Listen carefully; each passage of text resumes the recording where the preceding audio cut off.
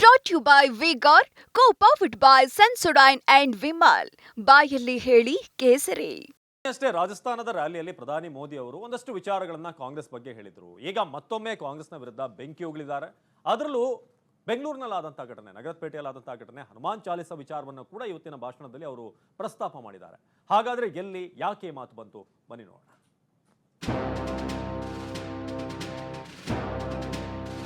अपनी छोटी सी दुकान में एक गरीब आदमी भक्ति भाव से प्रभु हनुमान जी का स्मरण करते हुए हनुमान चालीसा सुन रहा था, उसको लहू लहान कर दिया गया।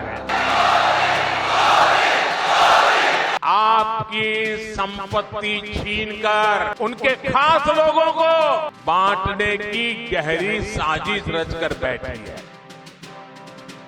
ಕಾಂಗ್ರೆಸ್ ವಿರುದ್ಧ ಪ್ರಧಾನಿ ಮೋದಿ ಮತ್ತೆ ಬೆಂಕಿ ಉಗುಳಿದ್ದಾರೆ. ಮೊನ್ನೆಯಷ್ಟೇ ಕಾಂಗ್ರೆಸ್ ಅಧಿಕಾರಕ್ಕೆ ಬಂದ್ರೆ ಮಹಿಳೆಯರ ಮಾಂಗಲ್ಯ ಸರವು ಇರಲ್ಲ ಎಂದಿದ್ದ ಮೋದಿ, ಕಾಂಗ್ರೆಸ್ ಆಡಳಿತ ಇರೋ ರಾಜ್ಯದಲ್ಲಿ ಹಲ್ಲೆಗಳೇ ಜಾಸ್ತಿ ಅಂತ ಕಿಡಿಕಾರಿದ್ದಾರೆ.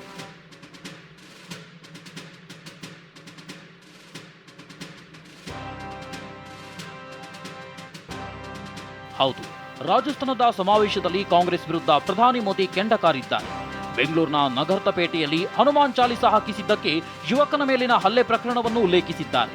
ಕಾಂಗ್ರೆಸ್ ಆಡಳಿತ ಇರೋ ಕರ್ನಾಟಕದಲ್ಲಿ ಹನುಮಾನ್ ಚಾಲಿಸ ಹಾಕಿದ್ರೆ ಹೊಡಿತಾರೆ, ಹಲ್ಲೆ ಮಾಡ್ತಾರೆ, ಅಂಗಡಿಗೆ ನುಗ್ಗಿ ಹಲ್ಲೆ ಮಾಡ್ತಾರೆ ಅಂದ್ರೆ ನೀವೇ ಯೋಚಿಸಿ. ಬಿಜೆಪಿ ಆಡಳಿತಕ್ಕೆ ಬಂದ್ರೆ ಇದಕ್ಕೆಲ್ಲ ಅವಕಾಶ ಇರೋದಿಲ್ಲ ಅಂತ ಪ್ರಧಾನಿ ಮೋದಿ ವಾಗ್ದಾಳಿ ನಡೆಸಿದ್ದಾರೆ.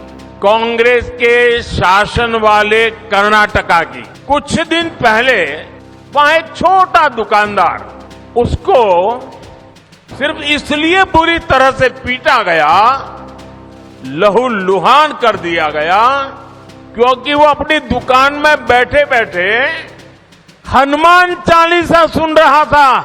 ये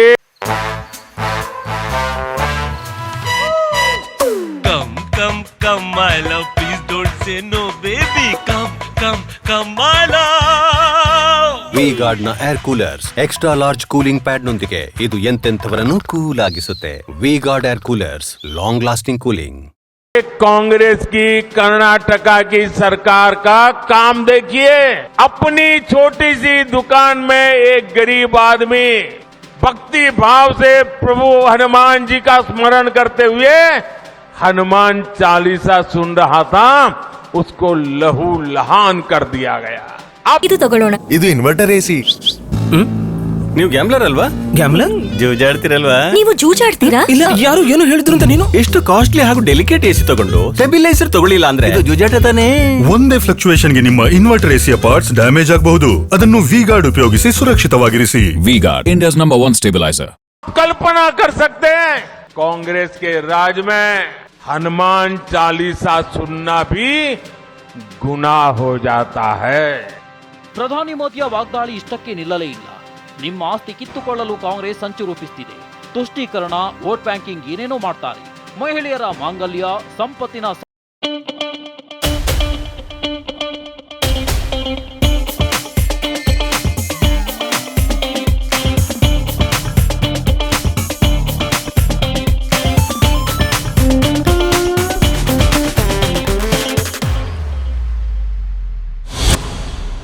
ಸರ್ವೆ ಮಾಡ್ತೀವಿ ಅಂತಿದ್ದಾರೆ ಎಂದು ಆರೋಪಿಸಿದ್ದಾರೆ. तो मेरा एक 1.5 मिनट का भाषण 90 सेकंड का भाषण, और मैंने कुछ सत्य देश के सामने रखा, और पूरी कांग्रेस और इंडी गठबंधन में ऐसी भगदड़ मची है, ऐसी भगदड़ मची है। कांग्रेस आपकी संपत्ति छीनकर उनके खास लोगों को बांटने की गहरी साजिश रचकर बैठी है। कांग्रेस और उसको सिस्टम में उनको इतनी मिर्ची लगी है, इतनी मिर्ची लगी है। मैं कांग्रेस से जानना चाहता हूं, आखिर कांग्रेस सच्चाई से इतना डरती? ಸಂವೇದನಾಶೀಲತೆಯಿಂದ ತಕ್ಷಣವೇ ಆರಾಮ ಪಡೆಯಿರಿ. ಸೆನ್ಸೊಡೈನ್ ರ್ಯಾಪಿಡ್ ರಿಲೀಫ್ ಜೊತೆಗೆ. क्यों है? ಪ್ರಧಾನಿ ನರೇಂದ್ರ ಮೋದಿ ಕೀಳು ಮಟ್ಟದ ರಾಜಕಾರಣ ಮಾಡ್ತಿದ್ದಾರೆ.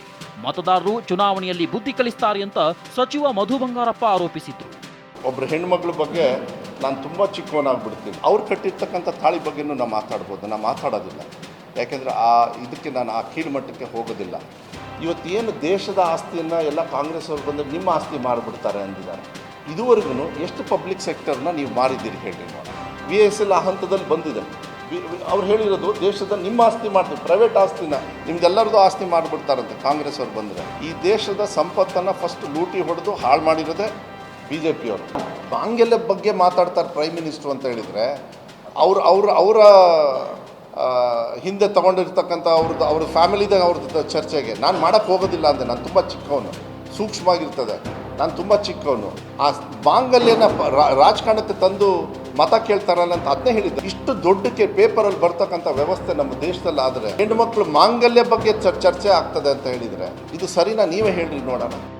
ಮೋದಿ ಹೋದಲೆಲ್ಲ ಕಾಂಗ್ರೆಸ್ನ ಕೆಣಕುತ್ತಿದ್ದಾರೆ. ಅದರಲ್ಲೂ ತಮ್ಮ 10 ವರ್ಷದ ಸಾಧನೆಗಳನ್ನ ಹೇಳಿಕೊಳ್ಳೋದಕ್ಕಿಂತಲೂ ಹೆಚ್ಚಾಗಿ ಭಾವನಾತ್ಮಕ ವಿಷಯಗಳನ್ನೇ ಮುಂದಿಟ್ಕೊಂಡು ಕಾಂಗ್ರೆಸ್ನ ಕೆಡ್ಡಾಕಿ ಕೆಡುವುದಕ್ಕೆ ಯತ್ನಿಸಿದ್ದಾರೆ. ಆದರೆ ಕಾಂಗ್ರೆಸ್ ಕೈಕಟ್ಟಿ ಕೂರುವ ಸ್ಥಿತಿಯಲ್ಲಂತೂ ಇಲ್ಲ. ಮೋದಿಗೆ ಮಾತ್ನಲ್ಲೇ ಮರ್ಮಾಘಾತ ಕೊಡ್ತಿದೆ. ಇದು ಯಾರಿಗೆ ಎಷ್ಟು ಲಾಭ ತರುತ್ತೋ ನೋಡಬೇಕು. Bureau report, TV9.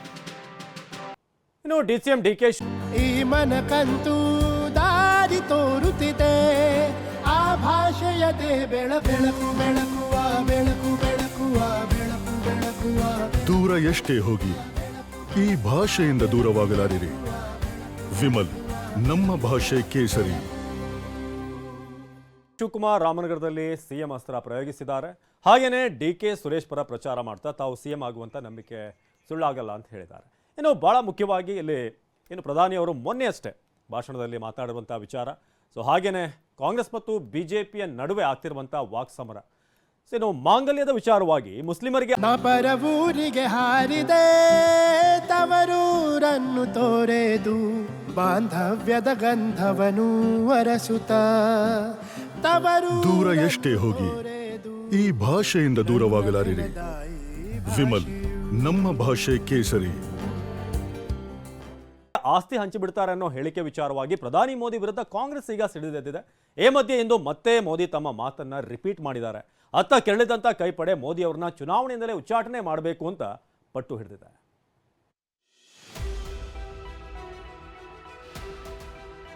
आपकी संपत्ति छीनकर उनके खास लोगों को बांटने की गहरी साजिश रचकर बैठी है। प्रभु हनुमान जी का स्मरण करते हुए हनुमान चालीसा सुन रहा था, उसको लहू लहान कर दिया गया। ಮಾಂಗಲ್ಯ ಸರ, ಮಾರುತಿ ಭಜನೆ, ನಾನಾವೇಶ, ಭಿನ್ನ ರೂಪದ ಭಾಷೆ, ಉದ್ದೇಶ ಒಂದೇ, ಚುನಾವಣೆ ಗೆಲುವು. ಲೋಕ ಅಖಾಡದಲ್ಲಿ ಮಾತಿನ ಯುದ್ಧ ಜೋರಾಗಿದೆ. ಅದರಲ್ಲೂ ಪ್ರಧಾನಿ ಮೋದಿ ಒಂದು ಹೆಜ್ಜೆ ಮುಂದೆ ಇರಿಸಿ ಮನಮೋಹನ್ ಸಿಂಗ್ ಪ್ರಧಾನಿಯಾಗಿದ್ದ ವೇಳೆ ನೀಡಿದ್ದ ಒಂದೊಂದೇ ಹೇಳಿಕೆಯನ್ನ ಹೆಕ್ಕಿ ತೆಗೆದು ಕಾಂಗ್ರೆಸ್ ಹಣಿಯೋದಕ್ಕೆ ಪ್ರಯೋಗಿಸ್ತಾ ಇದ್ದಾರೆ. ಮೊನ್ನೆಯಷ್ಟೇ ಕಾಂಗ್ರೆಸ್ ಅಧಿಕಾರಕ್ಕೆ ಬಂದ್ರೆ ಮಹಿಳೆಯರ ಮಾಂಗಲ್ಯ ತರವೂ ಇರಲ್ಲ ಎಂದಿದ್ದ ಮೋದಿ ಇವತ್ತು ಮತ್ತೊಮ್ಮೆ ಕಿಡಿಕಾರಿದ್ದಾರೆ. कांग्रेस आपकी संपत्ति छीनकर उनके खास लोगों को बांटने की गहरी साजिश रचकर बैठी है। इससे कांग्रेस और उसको सिस्टम में उनको इतनी मिर्ची लगी है कि वो हर तरफ गालियां देने में टूट पड़े। ಮೋದಿ ಮಾತಿನ ಭರಾಟೆ ಇಷ್ಟಕ್ಕೆ ನಿಂತಿಲ್ಲ. ಬೆಂಗಳೂರಿನ ನಗರಪೇಟೆಯಲ್ಲಿ ಹನುಮಾನ್ ಚಾಲೀಸಾ ಹಾಕಿದ್ದಕ್ಕೆ ಯುವಕನ ಮೇಲಿನ ಹಲ್ಲೆ ಪ್ರಕರಣವನ್ನು ಉಲ್ಲೇಖಿಸಿದ್ದಾರೆ. ಕಾಂಗ್ರೆಸ್ ಆಡಳಿತ ಇರುವ ಕರ್ನಾಟಕದಲ್ಲಿ ಹನುಮಾನ್ ಚಾಲೀಸಾ ಹಾಕಿದ್ರೆ ಹೊಡಿತಾರೆ ಅಂತ ಕಾಂಗ್ರೆಸ್ ವಿರುದ್ಧ ಮೋದಿ ವಾಗ್ದಾಳಿ ನಡೆಸಿದ್ದಾರೆ. कुछ दिन पहले वहां एक छोटा दुकानदार, उसको सिर्फ इसलिए बुरी तरह से पीटा गया, लहू लुहान कर दिया गया, क्योंकि वो अपनी दुकान में बैठे बैठे हनुमान चालीसा सुन रहा था। ये कांग्रेस की कर्नाटका की सरकार का काम देखिए, हनुमान चालीसा सुनना भी गुनाह हो जाता है। ಒಂದ್ ಕಡೆ ಹೀಗೆ ರಾಜಸ್ಥಾನದಲ್ಲಿ ನಿಂತು ಕರ್ನಾಟಕದ ಬಗ್ಗೆ ಕರ್ನಾಟಕ ಸರ್ಕಾರವನ್ನ ಮೋದಿ ಟೀಕಿಸ್ತಾ ಇದ್ರೆ, ಇತ್ತ ಇವತ್ತು ರಾಜ್ಯಕ್ಕೆ ಆಗಮಿಸಿದ್ದ ಕಾಂಗ್ರೆಸ್ ನಾಯಕಿ ಪ್ರಿಯಾಂಕಾ ಗಾಂಧಿ ಮೋದಿ ಸುಳ್ಳಿನ ಮೇಲೆ ರಾಜಕೀಯ ಮಾಡ್ತಾ ಇದ್ದಾರೆ ಅಂತ ತಿರುಗೇಟು ಕೊಟ್ಟಿದ್ದಾರೆ. एक जमाना था जब नेता में परोपकार होता था, सेवा की भावना होती थी, आज हम देश के सबसे बड़े नेता में सिर्फ अहंकार देख रहे हैं। हमारे हिंदू धर्म की परंपरा रही है कि सत्य के पथ पर चल के सेवा भाव से देश की सेवा की जाए, और उसी सेवा भाव से चाहे भगवान राम ने प्रजा के लिए काम किया, लेकिन आज नरेंद्र मोदी जी की सरकार में उनके 10 सालों के राज में सिर्फ झूठों का बोलबाला है। तो अपने काम के आधार पर क्यों नहीं मांग रहे हैं? धर्म के आधार पर क्यों मांग रहे हैं? जाति के आधार पर क्यों मांग रहे हैं? ಇನ್ನು ಸಚಿವರಾದ ಎಚ್.ಕೆ. ಪಾಟೀಲ್ ಮೋದಿ ವಿರುದ್ಧ ಕಿಡಿಕಾರಿದ್ದಾರೆ. ಒಂದು ಧರ್ಮದವರನ್ನ ಗುರಿಯಾಗಿಸಿ ಮೋದಿ ಮಾತನಾಡಿರೋದ್ರಿಂದ ಅವರನ್ನ ಚುನಾವಣಾ ಸ್ಪರ್ಧೆಯಿಂದ ಅನರ್ಹಗೊಳಿಸಬೇಕು ಎಂದಿದ್ದಾರೆ. ಇನ್ನು ಸಚಿವರಾದ ಎಂ.ಬಿ. ಪಾಟೀಲ್ ಮತ್ತು ಮಧು ಬಂಗಾರಪ್ಪ ಸಹ ಪ್ರಧಾನಿ ವಿರುದ್ಧ ವಾಗ್ದಾಳಿ ನಡೆಸಿದ್ದಾರೆ. ಮುಸ್ಲಿಮರನ್ನೇ ಗುರಿಯಾಗಿಟ್ಕೊಂಡು ದ್ವೇಷದ ಮಾತುಗಳನ್ನು ಏನು ಹೇಳಿದ್ದಾರೆ, is attracting disqualification. Manmohan Singh ಅವರು ಹೇಳಿದ್ರಲ್ಲಿ ಎಡಿಟ್ ಮಾಡಿ ಅದರಲ್ಲಿ ಒಂದೇ ಒಂದು ಮುಸಲ್ಮಾನರು ಮತ್ತು ಸಂಪತ್ತು ಅದನ್ನು ತಗೊಂಡು ಅತ್ಯಂತ ತೀವ್ರವಾದಂಥ ನಮ್ಮ ಪ್ರಧಾನಮಂತ್ರಿ ಇವತ್ತು ಈ ಮಟ್ಟಕ್ಕೆ ಇಷ್ಟೊಂದು ಕೆಳಮಟ್ಟಕ್ಕೆ ಫ್ಯಾಬ್ರಿಕೇಟೆಡ್ ಮಾಡಿಕೊಂಡು ಅವರು ಒಬ್ಬ ಹೆಣ್ಮಗಳ ತಾಳಿಗೆ ಹೋಲಿಸಿ ಮಾತನಾಡ್ತಾ ಇದ್ದಾರೆ. ಅವರು ಎಷ್ಟು ಡೆಸ್ಪರೇಟ್ ಆಗಿದ್ದಾರೆ. ಮಾಂಗಲ್ಯ ಬಗ್ಗೆ ಮಾತಾಡ್ತಾರೆ ಪ್ರೈಮ್ ಮಿನಿಸ್ಟರ್ ಅಂತ ಹೇಳಿದ್ರೆ ಅವರ ಹಿಂದೆ ತಗೊಂಡಿರ್ತಕ್ಕಂಥ ಅವ್ರ ಫ್ಯಾಮಿಲಿದಾಗ ಅವ್ರದ್ದು ಚರ್ಚೆಗೆ ನಾನು ಮಾಡೋಕ್ಕೆ ಹೋಗೋದಿಲ್ಲ ಅಂದೆ. ನಾನು ತುಂಬ ಚಿಕ್ಕವನು, ಸೂಕ್ಷ್ಮವಾಗಿರ್ತದೆ, ನಾನು ತುಂಬ ಚಿಕ್ಕವನು. ಆ ಮಾಂಗಲ್ಯನ ರಾಜಕಾರಣಕ್ಕೆ ತಂದು ಮತ ಕೇಳ್ತಾರಲ್ಲ ಅಂತ ಅದನ್ನೇ ಹೇಳಿದ್ದೆ. ಇಷ್ಟು ದೊಡ್ಡಕ್ಕೆ ಪೇಪರಲ್ಲಿ ಬರ್ತಕ್ಕಂಥ ವ್ಯವಸ್ಥೆ ನಮ್ಮ ದೇಶದಲ್ಲಿ ಆದರೆ ಹೆಣ್ಣುಮಕ್ಳು ಮಾಂಗಲ್ಯ ಬಗ್ಗೆ ಚರ್ಚೆ ಆಗ್ತದೆ ಅಂತ ಹೇಳಿದರೆ ಇದು ಸರಿನಾ? ನೀವೇ ಹೇಳ್ರಿ ನೋಡೋಣ. ಮೊದಲ ಹಂತದ ಮತದಾನ ಮುಗಿದ ಮೇಲೆ ಮೋದಿ ಅವರ ಭಾಷಣದ ಶೈಲಿ ಮತ್ತು ಕಾಂಗ್ರೆಸ್ ವಿರುದ್ಧ ಅವರು ಮಾಡುವ ವಾಗ್ದಾಳಿಯ ಶೈಲಿ ಬದಲಾಗಿದೆ. ಭಾವನಾತ್ಮಕ ವಿಚಾರಗಳನ್ನ ಮೋದಿ ತಮ್ಮ ಭಾಷಣದಲ್ಲಿ ಉಲ್ಲೇಖಿಸ್ತಾ ಇದ್ದಾರೆ. ಅತ್ತ ಕಾಂಗ್ರೆಸ್ ಕೂಡ ಕೈಕಟ್ಟಿ ಕೂರದೆ ಮೋದಿಗೆ ಮಾತಿನಲ್ಲೇ ತಿರುಗೇಟು ಕೊಡ್ತಾ ಇದೆ. Bureau report, TV9. ಇನ್ನು ಪ್ರಧಾನಿ ಮೋದಿ ಮಾಂಗಲ್ಯದ ಬಗ್ಗೆ ಕೊಟ್ಟಿದ್ದಂತ ಹೇಳಿಕೆಗೆ ಬೆಂಗಳೂರಿನಲ್ಲಿಂದು ಪ್ರಿಯಾಂಕಾ ಗಾಂಧಿ ತಕ್ಕ ತಿರುಗೇಟು ಕೊಟ್ಟಿದ್ದಾರೆ. ನನ್ನ ತಾಯಿ ದೇಶಕ್ಕಾಗಿ ಮಾಂಗಲ್ಯವನ್ನೇ ಕಳೆದುಕೊಂಡಿದ್ದಾರೆ ಅಂತ ಪ್ರಿಯಾಂಕಾ ಹೇಳಿದರು. कैसी कैसी बहकी बहकी बातें पिछले 2 दिनों में अब ये शुरू हुआ है कि कांग्रेस पार्टी चाहती है कि आपके मंगलसूत्र और आपका सोना आपसे छीन ले। 70 सालों से ये देश स्वतंत्र है, 55 सालों के लिए कांग्रेस की सरकार रही है। किसी ने आपसे सोना छीना, आपके मंगलसूत्र छीने? इंदिरा गांधी ने अपना सोना, जब जंग हुई थी, अपना सोना देश को दिया। मेरी मां का मंगलसूत्र इस देश को कुर्बान हुआ है। और अगर मोदी जी मंगलसूत्र का महत्व समझते तो वो ऐसी अनैतिक बातें नहीं करते। कैसी कैसी आप तय करिए, ये आपका चुनाव है। कितने चुनाव हिंदू मुस्लिम करके आप लड़वाएंगे? आप तय करिए। और आप क्या ये चुनाव महंगाई, बेरोजगारी, शिक्षा, स्वास्थ्य पे नहीं लड़ाना चाहते? आप तय करिए, आपको कैसी राजनीति चाहिए? नैतिक राजनीति कि नाटक की राजनीति? सत्ता की राजनीति कि सत्य की राजनीति? परोपकार चाहिए आपको या अहंकार चाहिए? ये तय करिए, क्योंकि अब समय आ गया है कि अगर आप गहराई से नहीं सोचेंगे, आप जागोगे नहीं, तो ये देश खाई में चले जाएगा। ನಾಳೆ ಲೋಕಸಭಾ ಚುನಾವಣೆಯ ಬಹಿರಂಗ ಪ್ರಚಾರಕ್ಕೆ ತೆರೆ ಬೀಳಲಿದೆ. ಹೀಗಾಗಿ ಘಟಾನುಘಟಿಗಳೇ ಇವತ್ತು ಅಖಾಡಕ್ಕೆ ಧುಮುಕಿದ್ದಾರೆ. ಪ್ರಿಯಾಂಕಾ ಗಾಂಧಿ ಬೆಂಗಳೂರು ದಕ್ಷಿಣ ಕ್ಷೇತ್ರದಲ್ಲಿ ಅಬ್ಬರಿಸಿದ್ದಾರೆ. ಕೇಂದ್ರ ಸರ್ಕಾರದ ವಿರುದ್ಧ ಅಬ್ಬರದ ಭಾಷಣ ಮಾಡಿದ್ದಾರೆ. ಬನ್ನಿ ರಿಪೋರ್ಟ್ ಇದೆ ನೋಡೋಣ.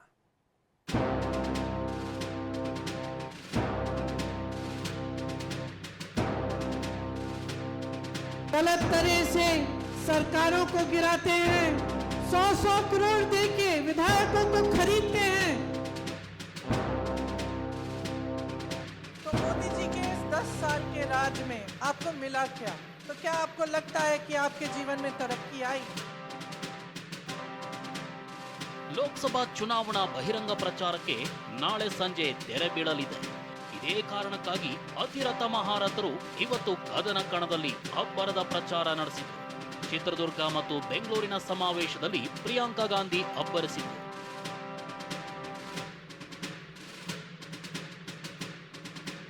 ಪ್ರಿಯಾಂಕಾ ಗಾಂಧಿ ದಕ್ಷಿಣ ಯಾತ್ರೆ, ಸೌಮ್ಯ ರೆಡ್ಡಿ ಪರ ಅಬ್ಬರದ ಪ್ರಚಾರ. ಅತ ಅಮಿತ್ ಶಾ ಬಿಜೆಪಿ ಅಭ್ಯರ್ಥಿ ಪರ ಮತ ಶಿಕಾರಿ ನಡೆಸಿದ್ರೆ ಇತ ಪ್ರಿಯಾಂಕಾ ಗಾಂಧಿ ಕಾಂಗ್ರೆಸ್ ಅಭ್ಯರ್ಥಿ ಸೌಮ್ಯ ರೆಡ್ಡಿ ಪರ ಮತಯಾಚಿಸಿದ್ದಾರೆ. HSR ಲೇಔಟ್ನಲ್ಲಿರೋ ಆಟದ ಮೈದಾನದಲ್ಲಿ ಬೃಹತ್ ಸಮಾವೇಶ ನಡೆಸಿದ್ದಾರೆ. ಸಾರ್ವಜನಿಕ ಸಭೆ ಉದ್ದೇಶಿಸಿ ಮಾತನಾಡಿ ಕೇಂದ್ರದ ವಿರುದ್ಧ ಗುಡುಗಿದ್ದಾರೆ. तो मोदी जी के इस 10 साल के राज में आपको मिला क्या? अगर आप अपने जीवन को देखते हैं तो क्या आपको लगता है कि आपके जीवन में तरक्की आई? ಕೋಟೆನಾಡಿನಲ್ಲಿ ಪ್ರಿಯಾಂಕಾ ಗಾಂಧಿ ಪ್ರಚಾರ, ಕೇಂದ್ರದ ವಿರುದ್ಧ ಗುಡುಗು. ಬೆಂಗಳೂರಿನ ಸಮಾವೇಶಕ್ಕೂ ಮುನ್ನ ಪ್ರಿಯಾಂಕಾ ಗಾಂಧಿ ಚಿತ್ರದುರ್ಗದಲ್ಲಿ ಅಬ್ಬರಿಸಿದ್ರು. ಕನ್ನಡದಲ್ಲಿ ಭಾಷಣ ಆರಂಭಿಸಿದ್ರು. ಕೈ ಅಭ್ಯರ್ಥಿ BN ಚಂದ್ರಪ್ಪ ಪರ ಮತ ಕೇಳಿದ್ದಾರೆ. ಪ್ರಿಯಾಂಕಾ ಗಾಂಧಿಗೆ ಸಿಎಂ ಸಿದ್ದರಾಮಯ್ಯ, ಕರ್ನಾಟಕ ಕಾಂಗ್ರೆಸ್ ಉಸ್ತುವಾರಿ ಸುರ್ಜೇವಾಲಾ ಸೇರಿದಂತೆ ಅನೇಕರು ಸಾಥ್ ನೀಡಿದ್ದಾರೆ.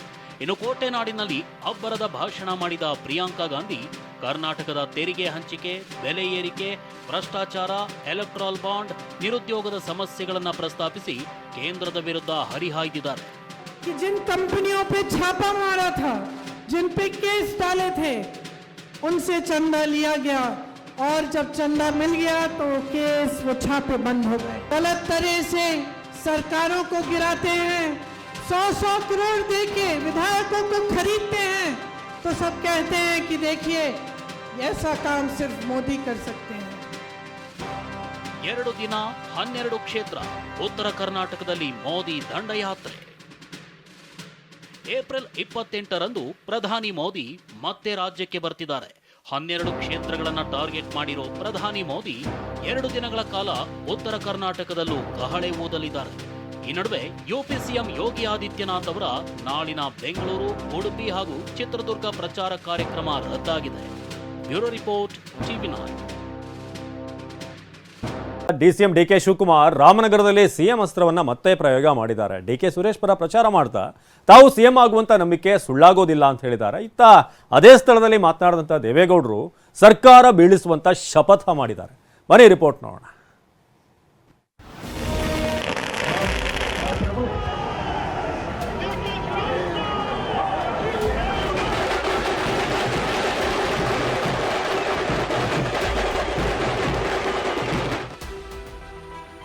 ನಾನು ಸಿಎಂ ಆಗ್ತೀನಿ ಎನ್ನುವ ನಿಮ್ಮ ನಂಬಿಕೆ ಸುಳ್ಳಾಗಲ್ಲ ಎಂದ DK. ನೀವೇನೋ ಭಾವನೆ ಇಟ್ಕೊಂಡು ನನ್ನ ಅಭ್ಯರ್ಥಿನ ನೀವು ಗೆಲ್ಸಿದ್ರೆ ನಾನು ಒಂದು ಮುಖ್ಯಮಂತ್ರಿ ಆಗ್ತೀನಿ ಅಂತ ಹೇಳಿ ನನ್ನ ಮೇಲೆ ನಂಬಿಕೆ ಇಟ್ವಿ. ಆ ನಂಬಿಕೆ ಮೋಸ ಆಗುದಿಲ್ಲ, ಆ ಮೋಸ ಆಗ್ತಿಲ್ಲ. ನಾನು ಸಿಎಂ ಆಗ್ಬೇಕೆಂಬ ನಿಮ್ಮ ನಂಬಿಕೆ ಸುಳ್ಳಾಗಲ್ಲ. DCM DK ತಮ್ಮ ತವರು ಜಿಲ್ಲೆಯ ಹಾರೋಹಳ್ಳಿಯಲ್ಲಿ ಆಡಿರೋ ಮಾತಿದು. ಬೆಂಗಳೂರು ಗ್ರಾಮಾಂತರದ ಕಾಂಗ್ರೆಸ್ ಅಭ್ಯರ್ಥಿ DK ಸುರೇಶ್ ಪರ ಅಬ್ಬರದ ಪ್ರಚಾರ ಮಾಡಿದ್ದಾರೆ. ಸಾವಿರಾರು ಜನರ ಸಮ್ಮುಖದಲ್ಲಿ ತಾವು ಸಿಎಂ ಆಗುವ ಸಂಭವವಿದೆ ಅನ್ನೋ ಮೂಲಕ ಮತಯಾಚಿಸಿದ್ದಾರೆ. ಇಷ್ಟೇ ಅಲ್ಲ, ನೀವು ಮತ ಹಾಕಿದ್ರೆ HD ದೇವೇಗೌಡರು ಹಾರೋಹಳ್ಳಿ ಸಹವಾಸಕ್ಕೆ ಸಾಕಪ್ಪ ಎನ್ನಬೇಕೆಂದು ಗುಡುಗಿದ್ದಾರೆ. ಕೈಯಲ್ಲಿ ತಕ್ಷಣ ಡಾಕ್ಟರ್ ಮಂಜುನಾಥ್ ಹೋಗಿ ಮೋದಿ ಮೇಲೆ ಬಿಡೋಬೇಕು. ದೇವೇಗೌಡರು ಸಾಕಪ್ಪ ಸಾಕು ಈ ಹಾರೋಹಳ್ಳಿ ಮರವಾಡಿ ಸಹವಾಸ ಅಂತ ಹೇಳ್ಬೇಕು. ರಾಜ್ಯ ಸರ್ಕಾರ ಬೀಳಿಸುವುದಾಗಿ HD ದೇವೇಗೌಡ ಶಪಥ. ಇತ್ತ ಹಾರೋಹಳ್ಳಿಯಲ್ಲಿ ಮಾಜಿ ಪ್ರಧಾನಿ ದೇವೇಗೌಡರು ಸಹ ಮೈತ್ರಿ ಅಭ್ಯರ್ಥಿ ಡಾಕ್ಟರ್ ಮಂಜುನಾಥ್ ಪರ ಮತಯಾಚಿಸಿದ್ದಾರೆ. ರಾಜ್ಯ ಸರ್ಕಾರವನ್ನ ತೆಗೆಯುವುದಾಗಿ ಶಪಥ ಮಾಡಿದ್ದಾರೆ. ಇವತ್ತು ಈ ರಾಜ್ಯದಲ್ಲಿ ಭ್ರಷ್ಟ ಸರ್ಕಾರವನ್ನ ತೆಗೆಯುವವರೆಗೆ ಶಬ್ದ ಮಾಡುತ್ತೇನೆ. ನಾನು ನಿಲ್ಲೋದಿಲ್ಲ, ಕೂರೋದಿಲ್ಲ. ಯಾವ ಕಾರಣಕ್ಕೂ ಜನ ಕ್ಷಮಿಸುದಿಲ್ಲ. ಕುಮಾರಣ್ಣ, ನಿನ್ನ ಮನೆಯಲ್ಲಿ 3 ಜನ ನಿಂತಿದ್ದಾರಲ್ಲ, 3 ಜನ ಸೋಲು ಖಚಿತ. ಕೆಪಿಸಿಸಿ ಅಧ್ಯಕ್ಷರು ನನಗೆ ಮೋಸ ಮಾಡಿದ್ರು, ಅಖಂಡ ಶ್ರೀನಿವಾಸ ಮೂರ್ತಿ ಆರೋಪ. ಇನ್ನು ಬಿಜೆಪಿ ಸೇರಿರೋ ಮಾಜಿ ಶಾಸಕ ಅಖಂಡ ಶ್ರೀನಿವಾಸ ಮೂರ್ತಿ DK ವಿರುದ್ಧ ಗಂಭೀರ ಆರೋಪ ಮಾಡಿದ್ದಾರೆ. ಈಗಿನ ಕೆಪಿಸಿಸಿ ಅಧ್ಯಕ್ಷರೇ ನನಗೆ ಮೋಸ ಮಾಡಿದ್ರು, ಅವರು ಮತ್ತವರ ಸ್ನೇಹಿತರು ಸೇರಿ ನನ್ನ ಮನೆಗೆ ಬೆಂಕಿ ಹಚ್ಚಿಸಿದ್ರು ಅಂತ ಮತ್ತೊಂದು ಗಂಭೀರ ಆಪಾದನೆ ಮಾಡಿದ್ರು. ಇವತ್ತಿನ ಕೆಪಿಸಿಸಿ ಅಧ್ಯಕ್ಷರಿದ್ದಾರಲ್ಲ, ಅವರೇ ಮೋಸ ಮಾಡಿದವರು. ಅವರು ಅವ್ರ ಸ್ನೇಹಿತರೆಲ್ಲ ಸೇರಿ ನಮ್ಮ ಮನೆ ಬೆಂಕಿ ಹಚ್ಚಿಸಿದ್ರು. ಕಳೆದ ಚುನಾವಣೆಯಲ್ಲಿ ಚೆಲುವಣ್ಣ ಸಹಾಯ ಮಾಡಿದ್ರು. ಮಂಡ್ಯದಲ್ಲಿ ದರ್ಶನ್ ಅಬ್ಬರ. ಮಂಡ್ಯ ಅಖಾಡ ರಂಗೇರಿದೆ. ಕಾಂಗ್ರೆಸ್ ಅಭ್ಯರ್ಥಿ ಸ್ಟಾರ್ ಚಂದ್ರು ಪರ ನಟ ದರ್ಶನ್ ಇಂದು ಸಹ ಮತಬೇಟೆ ನಡೆಸಿದ್ರು. ನಾಗಮಂಗಲ ವ್ಯಾಪ್ತಿಯಲ್ಲಿ ಭರ್ಜರಿ ಪ್ರಚಾರ ನಡೆಸಿದ್ದಾರೆ. ಈ ವೇಳೆ ಮಾತನಾಡಿದ ದರ್ಶನ್, ಕಳೆದ ಚುನಾವಣೆಯಲ್ಲಿ ಸಚಿವ ಚಲುವರಾಯಸ್ವಾಮಿ ನಮಗೆ ಸಹಾಯ ಮಾಡಿದ್ರು, ಹೀಗಾಗಿ ತಾವು ಪ್ರಚಾರಕ್ಕೆ ಬಂದಿರೋದಾಗಿ ಹೇಳಿದ್ರು. ಇವತ್ತಿಲ್ಲಿ ಬರೋದಕ್ಕೆ ಒಂದ್ ಕಾರಣ ಏನಂದ್ರೆ, ಕಳೆದ ಬಾರಿ ಚುನಾವಣೆಯಲ್ಲಿ ಚಲುವಣ್ಣ ಅವ್ರು ಹಿಂದೆ ನಿಂತು ನಮಗ್ ಸಹಾಯ ಮಾಡಿದ್ರು. ಅವ್ರು ನಮ್ಗೆ ನೀಡಿದಂತ ಸಹಾಯ ನಿಜವಾಗ್ಲೂ ಇದಲ್ಲ, ಇನ್ನೊಂದು 7 ಜನ್ಮ ಹುಟ್ಟುಬಂದ್ರು ನಾವು ತೀರ್ಸಕ್ಕಾಗಲ್ಲ. ಪಕ್ಷದಿಂದ ಹೊರಹಾಕೋದು ತಂದೆ ಮಕ್ಕಳ ಕುತಂತ್ರ ಎಂದ ಈಶ್ವರಪ್ಪ. ಬಿಎಸ್ವೈ ವಿರುದ್ಧ ಬಂಡಾಯ ಸಾರಿರೋ ಕೆಎಸ್ ಈಶ್ವರಪ್ಪಗೆ ಬಿಜೆಪಿ ಗೇಟ್ ಪಾಸ್ ನೀಡಿದೆ. ಈ ಬಗ್ಗೆ ಮಾತನಾಡಿದ ಈಶ್ವರಪ್ಪ, ತಂದೆ ಮಕ್ಕಳ ಕುತಂತ್ರ ಫಲಿಸಿದೆ ಎಂದು ಕಿಡಿಕಾರಿದ್ದಾರೆ. ಇದಕ್ಕೆ ಕೌಂಟರ್ ಕೊಟ್ಟ ಬಿಎಸ್ವೈ, ಉಚ್ಚಾಟನೆ ಶಿಸ್ತು ಸಮಿತಿ ನಿರ್ಧಾರ ಎಂದಿದ್ದಾರೆ. ಅಪ್ಪ ಮಕ್ಕಳು ಕುತಂತ್ರ ಮಾಡಿ ಷಡ್ಯಂತ್ರವನ್ನು ಮಾಡಿ ಇವತ್ತು ಅವರು ಹೊರಗಾಗಬೇಕು ಅಂತ ಪ್ರಯತ್ನ ಬಹಳ ದಿನ ನಡೆಸಿದ್ರು. ಅದು ಇವತ್ತು ಅವರಿಗೆ ಸ್ವಲ್ಪ ಸಮಾಧಾನ ಇದ್ದಿದ್ದು. ಅದು ಶಿಸ್ತು ತಗೊಂಡ್ರು ತೀರ್ಮಾನ, ಅದಕ್ಕೆ ನಮಗೇನು ಸಂಬಂಧ ಇಲ್ಲಿರುವಂಥದ್ದು. ಅವರು ಸಹ ಅದನ್ನು ಅಪೇಕ್ಷೆ ಪಡ್ತಾ ಇದ್ದೇನೆ ಅಂತ ಹೇಳಿದರು. ಅದರಂತೆ ಶಿಸ್ತು ತಗೊಂಡು ಕ್ರಮ ತಗೊಂಡು ರಾಜ್ಯದ 28 ಕ್ಷೇತ್ರಗಳಲ್ಲಿ ಗೆಲ್ಲಬೇಕೆಂದಿರೋ ಬಿಜೆಪಿ ಅಬ್ಬರದ ಪ್ರಚಾರ ನಡೆಸಿದೆ. ಈ ನಡುವೆ ಕೆಲವೆಡೆ ಬಂಡಾಯವು ತಲೆನೋವಾಗಿ ಪರಿಣಮಿಸಿದೆ. Bureau report, TV nine. ಇನ್ನು ನಾಳೆ ಲೋಕಸಭಾ ಚುನಾವಣೆಯ ಬಹಿರಂಗ ಪ್ರಚಾರಕ್ಕೆ ತೆರೆ ಬೀಳಲಿದೆ. ಹೀಗಾಗಿ ಪ್ರಚಾರ ಅಬ್ಬರ ಕೂಡ ಭಾಳ ಜೋರಾಗಿದೆ. ಭಾಳ ಮುಖ್ಯವಾಗಿ ಈಗ ಕೊನೆ ದಿನ ಆಗಿರುವಂಥ ಕಾರಣ ಘಟಾನುಘಟಿ ನಾಯಕರು ಬರ್ತಿರುವಂಥದ್ದು ನಾವು ಗಮನಿಸ್ತಾ ಇದ್ದೀವಿ. ಸೊ ಪ್ರಚಾರದ ಅಬ್ಬರ ಜೋರಾಗಿದೆ. ಪ್ರಿಯಾಂಕಾ ಗಾಂಧಿ ಅವರು ಕೂಡ ಬಂದಿದ್ದರು. ಅಮಿತ್ ಶಾ ಕೂಡ ರಾಜಧಾನಿಯಲ್ಲಿ ಬೆಂಗಳೂರಲ್ಲಿ ಪ್ರಚಾರವನ್ನು ನಡೆಸಿದ್ದಾರೆ. ಸೊ ಹಾಗೆಯೇ ಅಖಾಡದಲ್ಲಿ ಒಂದಷ್ಟು ಮಾತಿನ ಅಸ್ತ್ರಗಳು ಕೂಡ ಪ್ರಯೋಗ ಆಗಿವೆ. ಸೊ ಆಲ್ಮೋಸ್ಟ್ 2 ದಿನ ಮಾತ್ರ ಬಾಕಿ ಇರುವಂಥ ಕಾರಣ ಎಲ್ಲ ಕಡೆ ಕೂಡ ಪ್ರಚಾರದ ಅಬ್ಬರ ಜೋರಾಗಿದೆ. ಸೊ ಇನ್ನು ಮೋದಿ ಅವರ ಹೇಳಿಕೆ ಇರ್ಬೋದು, ಹಾಗೆಯೇ ಅದಕ್ಕೆ ಕೌಂಟರ್ ಕೊಟ್ಟಂಥ ರೀತಿ ಕೊನೆ ಕ್ಷಣದಲ್ಲಿ ಬಂದು ಒಂದಷ್ಟು ಮಾತಿನ ಜಡಾಪಟಿಗಳಾಗಿರೋದು, ಹಾಗೆಯೇ ಈ ಒಂದಷ್ಟು ಜಾಹೀರಾತುಗಳು. ಸೊ ಈಗ ನಾವು ನೋಡ್ತಿರುವಂಥದ್ದು ಕೊನೆಯ ದಿನ ನಾಳೆ ಆಗಿರುವಂಥ ಕಾರಣ ಬಹಿರಂಗ ಪ್ರಚಾರಕ್ಕೆ ಈಗ ಅಮಿತ್ ಶಾ ಅವರ ಪ್ರಚಾರ. ಬೆಂಗಳೂರು ದಕ್ಷಿಣ ಕ್ಷೇತ್ರದಲ್ಲಿ ಬಿಜೆಪಿ ಅಭ್ಯರ್ಥಿ ತೇಜಸ್ವಿ ಸೂರ್ಯ ಅವರ ಪರವಾಗಿ ಪ್ರಚಾರವನ್ನು ನಡೆಸಿದ್ದಾರೆ. ಬೊಮ್ಮನಹಳ್ಳಿಯ ವಿವೇಕಾನಂದ ಸರ್ಕಲ್ನಿಂದ ಆರಂಭ ಆದಂಥ ರೋಡ್ ಶೋ. ಬೆಂಗಳೂರು ದಕ್ಷಿಣ ಕ್ಷೇತ್ರದಲ್ಲಿ ಅಮಿತ್ ಶಾಗೆ ಬಿಎಸ್ವೈ, ಆರ್ ಅಶೋಕ್ ಹಾಗೆಯೇ ಅಲ್ಲಿ ಸತೀಶ್ ರೆಡ್ಡಿ ಅವರು ಸಾಥ್ ಕೊಟ್ಟಿದ್ದಾರೆ. ಬಿಜೆಪಿ ಅಭ್ಯರ್ಥಿ ತೇಜಸ್ವಿ ಸೂರ್ಯ ಪರ ಇವತ್ತು ಮತಶಿಕಾರಿ ನಡೆಸಿದ್ದಾರೆ. आज कांग्रेस ने कह रहा कि कांग्रेस का मैनिफेस्टो में ऐसा नहीं लिखा है जो बीजेपी कह रहे हैं. बीजेपी जो कह रहे हैं वो मुसलमान का रिजर्वेशन, एससी का रिजर्वेशन और सोने का बेचना ये सब नहीं है बोल रहे हैं. मल्लिकार्जुन खड़गे जी वो प्रधानमंत्री को भेंट करना चाहते हैं. आपका टिप्पणी क्या है सर? देखिए, कांग्रेस मनमोहन सिंह जी के बयान से डिफर हो सकती है क्या? राहुल गांधी ने स्वयं कहा है कि हम सर्वे करेंगे और जिन लोगों के पास नहीं है उसको देंगे. अब प्राइवेट संपत्ति को कैसे दूसरों को दे गया? और मनमोहन सिंह ने कहा था कि हमारी प्रायोरिटी माइनॉरिटी. कांग्रेस पार्टी झूठा जवाब दे रही है. कर्नाटक में कांग्रेस का सरकार इधर टैक्स का मुद्दा है, उसके साथ साथ ड्रॉट का मुद्दा भी खड़ा है. आज कर्नाटक का मुख्यमंत्री ने आपका नाम लेके बयान दिया है. अमित शाह ने भरोसा किया था दिसंबर में मीटिंग करेगा बोल के, अभी तक वादा नहीं निभाया बोल के. वो कांग्रेस का अभियान के बारे में क्या बोलना चाहते हैं? देखिए, वो झूठ बोल रहे हैं. जानबूझकर एक के बाद एक अलग अलग आवेदन पत्र देते गए, जिसके कारण लेट हुआ है. और उन्होंने सारा पैसा अपने वादों में खर्च कर दिया. और ये उप मुख्यमंत्री को हटाना चाहते हैं. मुख्यमंत्री बचना चाहते हैं. बेंगलुरु में इतनी बाढ़ आई, कोई मैनेजमेंट नहीं था, बेंगलुरु को डुबा कर रख दिया. कर्नाटक का लॉ एंड ऑर्डर का इश्यू है सर. आप लॉ एंड ऑर्डर का इश्यू उठाया, इस मुद्दे को सीएम ने मुख्यमंत्री ने बोल रहे हैं ये व्यक्तिगत कारण से मर्डर हुआ है बोल रहे हैं. कोई व्यक्तिगत कारण से नहीं हुआ है. 10 साल के बाद बम ब्लास्ट हुआ है. कांग्रेस की सरकार आने के बाद हुआ है. इनको सीधी रिस्पॉन्सिबिलिटी लेनी चाहिए. और इनकी अपीसमेंट की पॉलिसी के कारण, एसडीपीआई के साथ लिंकेजेस के कारण वो लिबरल अप्रोच रख रहे टेररिज्म. ಇದಿಷ್ಟು ಅಮಿತ್ ಶಾ ಹೇಳ್ತಾ ಇರುವಂತ ಮಾತು. ಕ್ಯಾಮರಾಮನ್ ಸೈಯದ್ ಜೊತೆ ಪ್ರಮೋದ್, ಟಿವಿ9 ಬೆಂಗಳೂರು. ಬೊಮ್ಮನಹಳ್ಳಿಯ ವಿವೇಕಾನಂದ ವೃತ್ತದಿಂದ ಅಮಿತ್ ಶಾ ರೋಡ್ ಶೋ. ಸ್ವಾಮಿ ವಿವೇಕಾನಂದ ಪ್ರತಿಮೆಗೆ ಮಾಲಾರ್ಪಣೆ ಮಾಡಿ ರೋಡ್ ಶೋವನ್ನು ಮಾಡಲಾಗಿದೆ. ಬೆಂಗಳೂರು ದಕ್ಷಿಣ ಕ್ಷೇತ್ರದ ಬಿಜೆಪಿ ಅಭ್ಯರ್ಥಿ ಪರ ಮತಯಾಚನೆ ಮಾಡಿದ್ರು. ಸೊ ಮಾಜಿ ಸಿಎಂ ಯಡಿಯೂರಪ್ಪ, ವಿಪಕ್ಷ ನಾಯಕ ಆರ್ ಅಶೋಕ್, ಶಾಸಕರಾದ ಸತೀಶ್ ರೆಡ್ಡಿ, ಸಿ ಕೆ ಮೂರ್ತಿ, ಮತ್ತಿತರರು ಭಾಗಿಯಾದರು.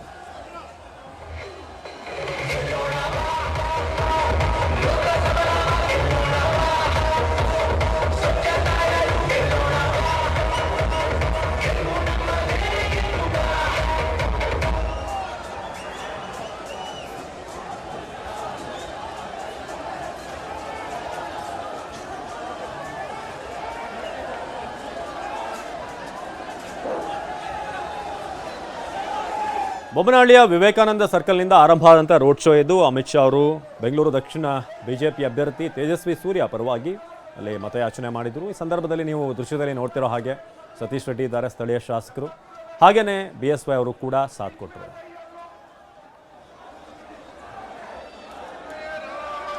Brought to you by Vigor, co-powered by Sensodyne and Vimal. ಬಾಯಲ್ಲಿ ಹೇಳಿ ಕೇಸರಿ.